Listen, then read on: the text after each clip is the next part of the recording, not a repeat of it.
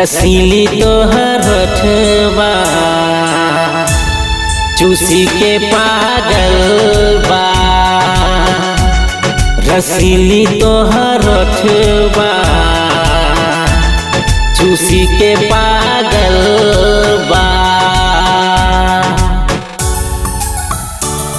चूसी के पागल बा।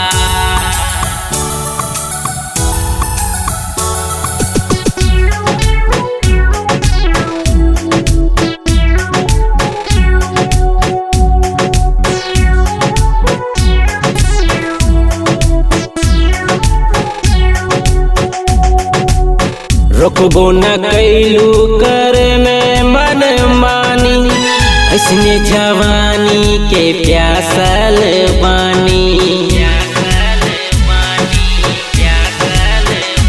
हाँ महसूस कैनी हम तोहरा से मिलके, मिलल हमरा दोसर जिंदगानी। और रुकबा बोला बोला रुकबू की ना हो, छोड़ के तोहरा ओ मन माना। रसीली तोहर होठवा चूसी के पागल बा। रसीली तोहर होठवा चूसी के पागल बा। चूसी के पागल बा।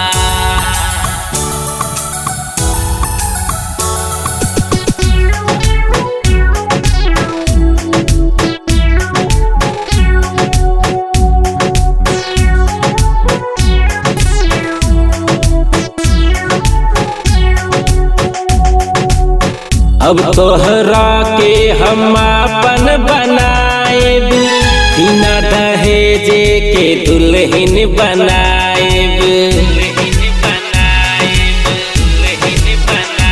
हाँ भूलब न कबहू तोहर प्रीतिया, बसल बा दिल में तोहरे सूरतिया। खुश बाड़ू बोला बोला बाड़ू की ना हो, सिनेमा से हो सटावाना। रसीली तोहर होठवा चूसी के पागल बा। रसीली तोहर होठवा चूसी के पागल बा।